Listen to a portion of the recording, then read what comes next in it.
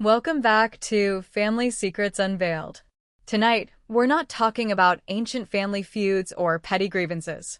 We're delving into a darkness so profound, it stained the purest symbol of hope and new beginnings. We're talking about a wedding dress.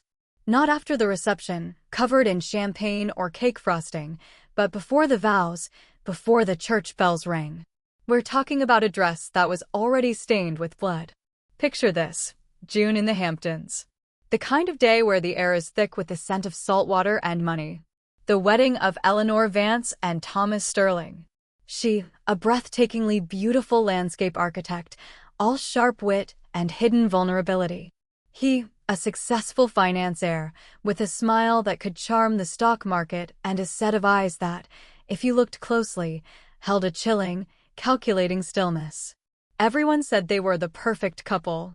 The wedding was set to be the social event of the decade, held at the historic Sterling estate, a mansion that looked like it held 1,000 secrets behind its ivy-covered walls.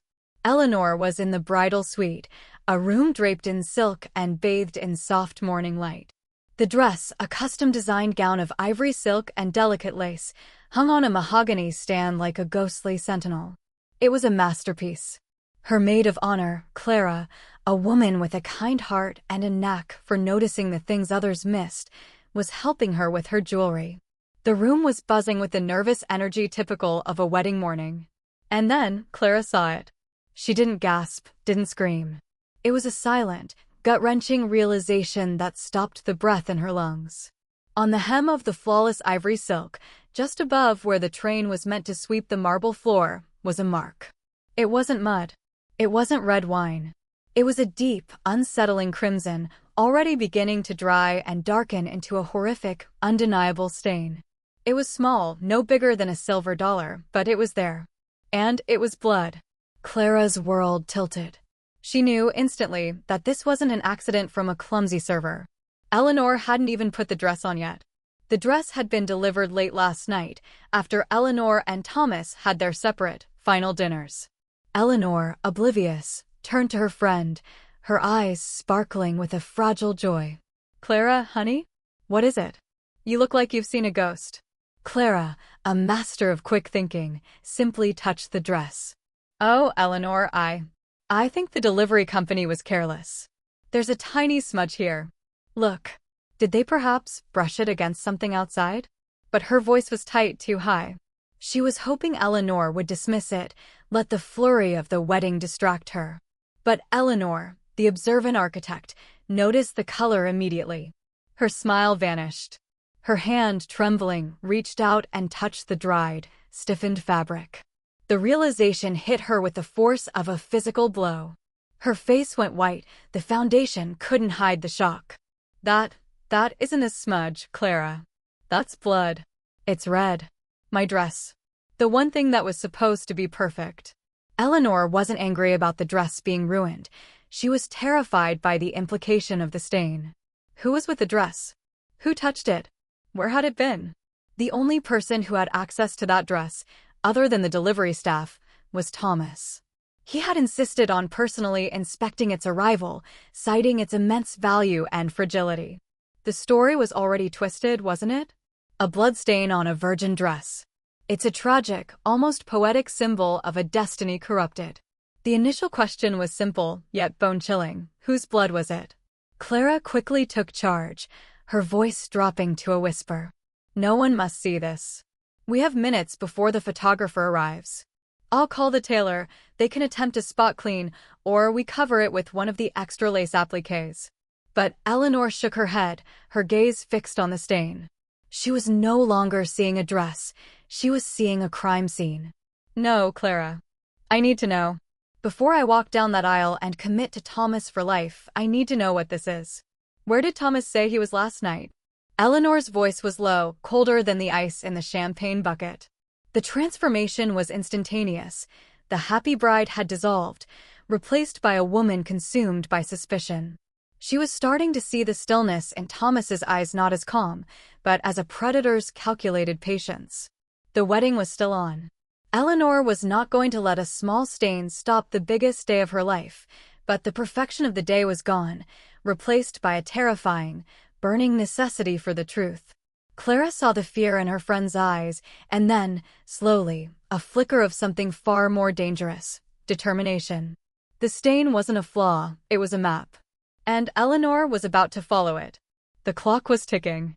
The guests were beginning to arrive, their laughter drifting up from the sprawling lawn. Eleanor had to put on the dress. She had to smile. She had to walk down the aisle. But first, there was one tiny, terrifying detail to check: Thomas's alibi. And as she looked at the dark red mark, a horrifying, almost unthinkable thought began to form. What if the blood belongs to a secret he killed to keep? Eleanor stood frozen, the silk of the dress cool against her skin despite the sudden fever of her panic. She had slipped into the gown, the bloodstain now strategically hidden by a clever fold of the train, thanks to Clara's frantic work. But the stain was a phantom limb. She could feel its presence, cold and accusing, even though it was out of sight. The facade of the perfect bride was now in armor, fragile but necessary. Last night, Clara began, adjusting a pearl pin on Eleanor's veil. Thomas said he was at the club's bachelor party. You know, cigars, whiskey, his closest friends. The usual. The usual, Eleanor echoed, the words sounding hollow. The usual that involves Thomas disappearing for nearly 2 hours without explanation? He sent a text around 11, saying he was stepping out for fresh air. But his best man, Marcus, mentioned this morning that Thomas was uncharacteristically stressed and was gone until 1 a.m. Marcus, Thomas's cousin, was a large, good-natured man who always seemed slightly uncomfortable around the opulent excess of the Sterling clan. Eleanor knew he was honest. This 2-hour gap, this sudden, unexplained absence, now loomed like a chasm. Eleanor's suspicion wasn't born just of the bloodstain. It was built on months of small, unsettling inconsistencies she had dismissed as wedding stress. The sudden, frantic late-night calls he took, always walking away to whisper into his phone. The locked drawer in his study, a drawer he insisted contained nothing but old tax documents. The way his eyes would go flat and dark when she asked about his deceased first wife, Lillian, who had tragically died in a boating accident 5 years ago. The blood, Eleanor whispered, her mind racing. It would have to be fresh, or at least still wet, for it to transfer onto the dress bag or the hem. Where could he have been, Clara? And why wouldn't he tell anyone? Clara, whose initial panic had given way to a quiet, methodical resolve, remembered something. Wait. I was on the phone with a friend of Lillian's yesterday. You know Lillian, Thomas's first wife. She was reminiscing, saying how much he reminded her of Lillian's sister.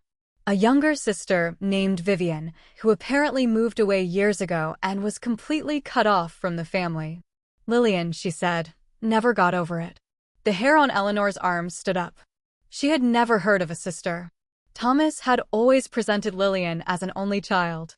Vivian. What happened to her? The friend wasn't sure. Just that it was a terrible falling out involving the Sterling family business.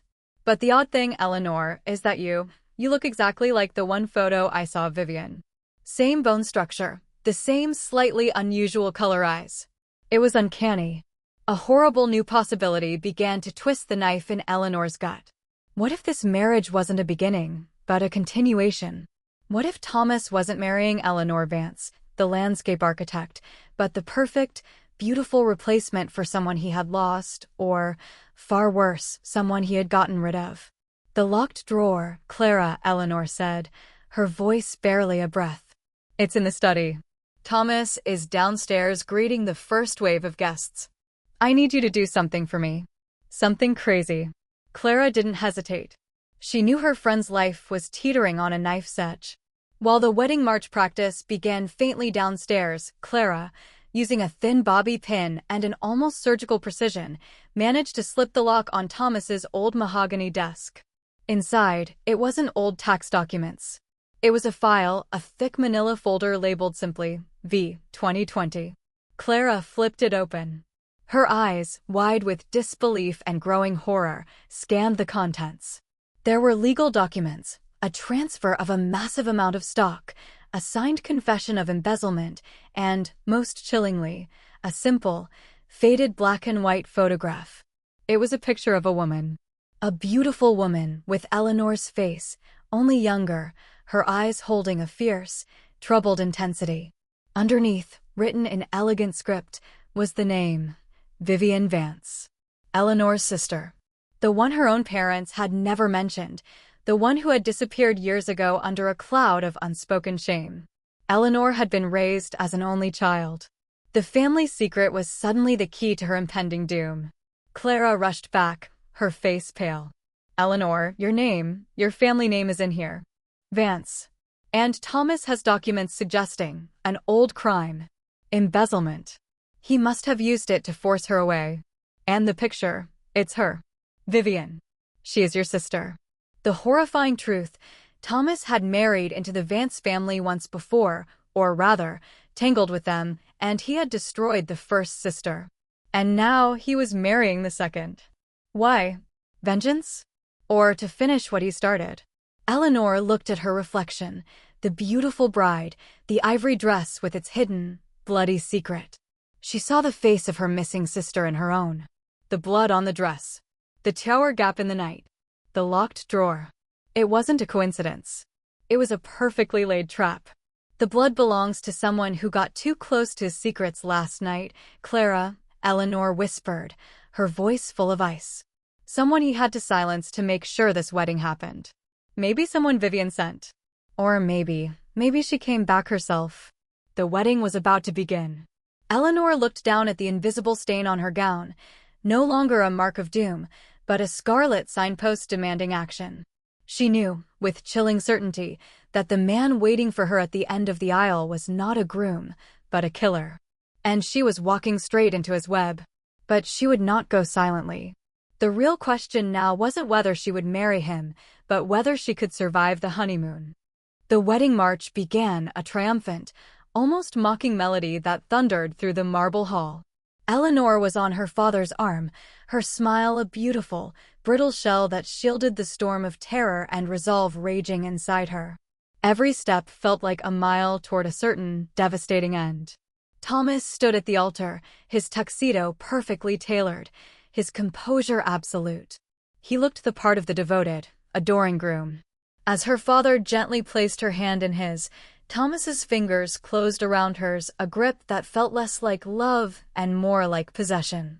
His eyes, usually a flat, cold blue, held a glint of triumph that chilled her to the bone.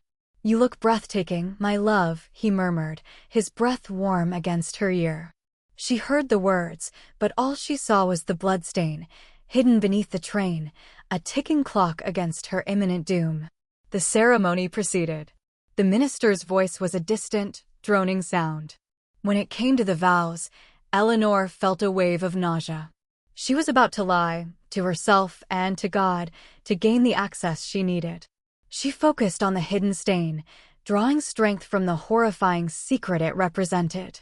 "I do," she said, her voice clear, her eyes holding Thomas's gaze with an unnerving intensity that he, in his smug certainty, mistook for passionate devotion.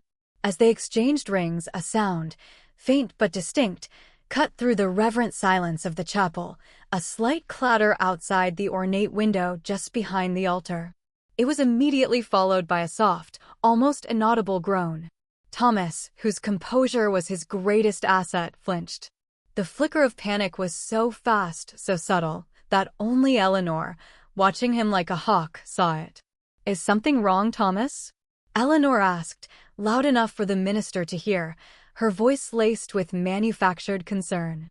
"No, darling," he replied, recovering instantly, his smile practiced and smooth. "Just the staff. Clumsy with the decorations, I presume."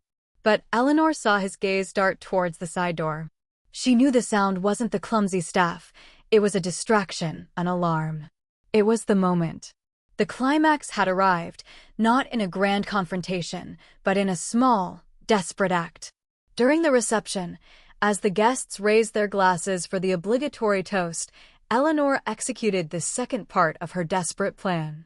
She stepped onto a small, elevated dais next to Thomas, ready to give her own impromptu bride's toast.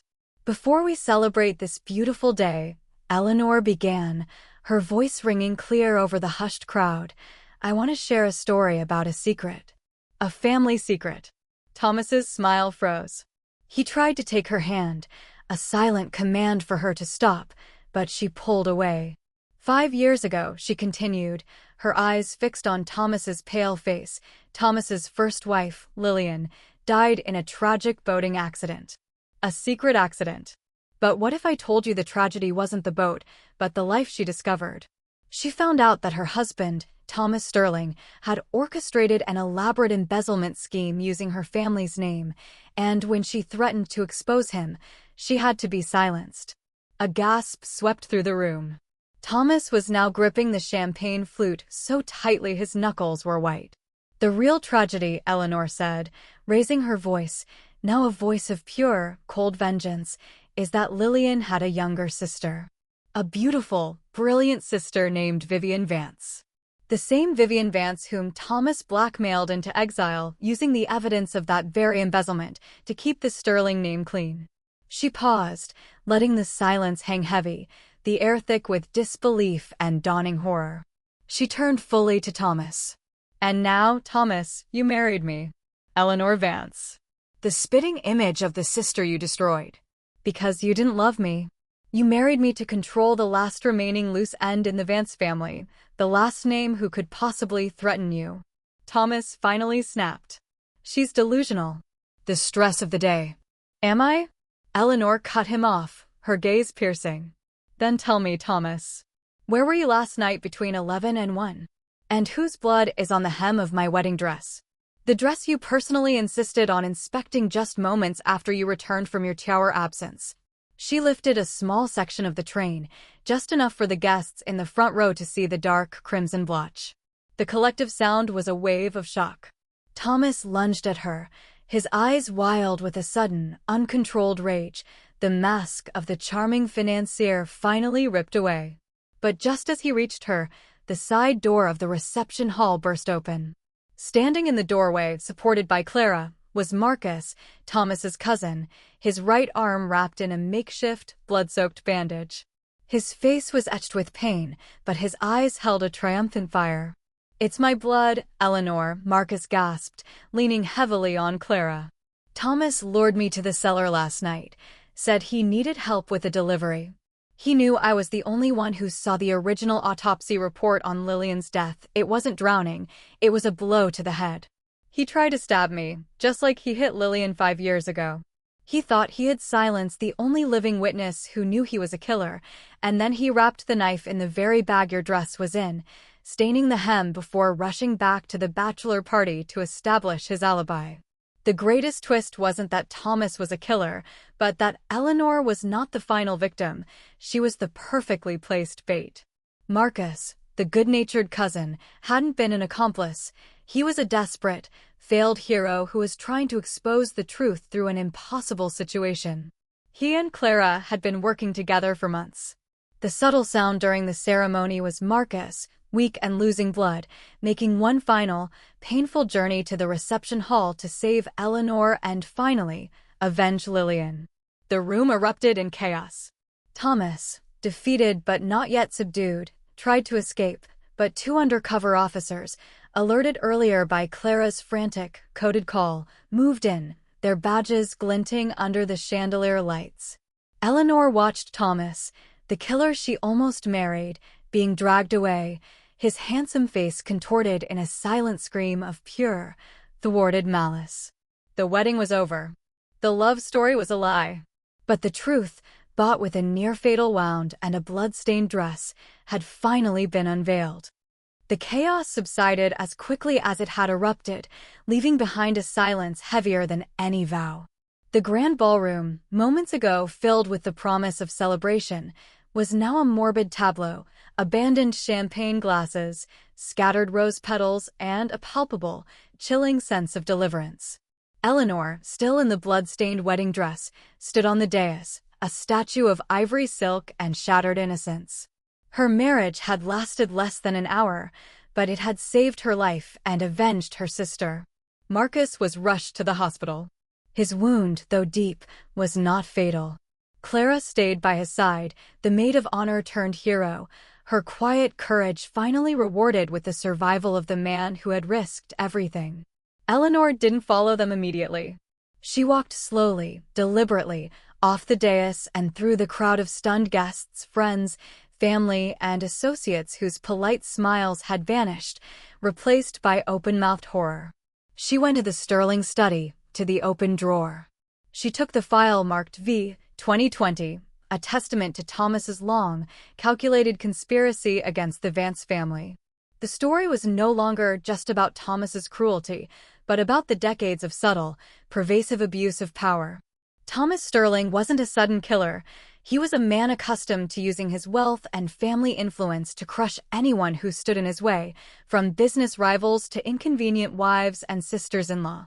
Lillian's death had been ruled an accident because the Sterling name had silenced every potential witness and corrupted the initial investigation.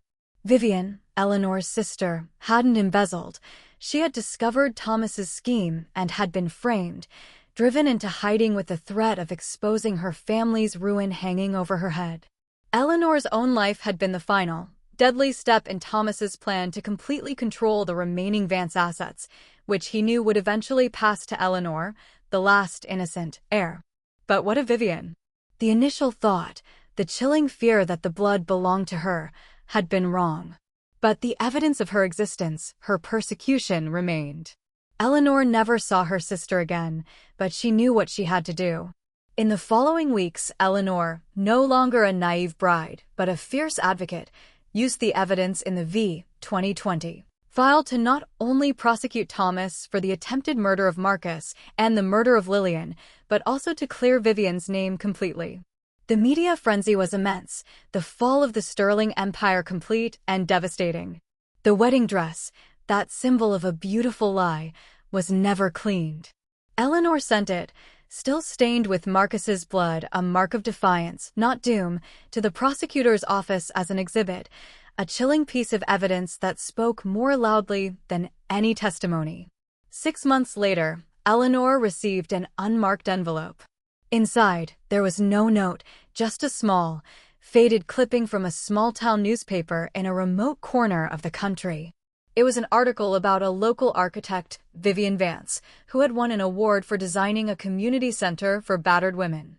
Eleanor looked at the photo, her sister, thinner, older, but her eyes held a new, quiet strength. She had survived. Eleanor finally understood the true meaning of the bloodstain. It was a warning, a desperate call for help that had been answered. Eleanor Vance never remarried. She took over the Vance family business, transforming it from a mere inheritance into a foundation for justice and corporate ethics. She and Marcus, once connected by a horrifying secret and a shared trauma, remained close friends, a bond forged in fire and blood. They were the survivors of Thomas Sterling's ambition, living proof that truth, even when buried under silk and lies, eventually finds a way to surface. The story of the Sterling Vance wedding became a legend, a dark parable whispered in the halls of power. The bride's dress was already stained with blood. It serves as a reminder that the most beautiful facades often hide the darkest secrets, and that sometimes, the end of a fairy tale is the only way to begin the truest chapter of one's life. It's a story about looking closer, about trusting that cold whisper of suspicion when everything around you screams perfection. It's a story that asks you, are you truly seeing the person you're with, or just the image they want you to see? That's all for this chilling installment of Family Secrets Unveiled. The secrets are always there, waiting to be found. If you were captivated by Eleanor's journey, if this twist of fate left you breathless, please take a moment to like this video, subscribe to the channel for more deep dives into the shadows of the wealthy, and make sure you hit that notification bell so you don't miss the next family secret we unearth. Until next time, stay safe and remember, not all secrets stay buried.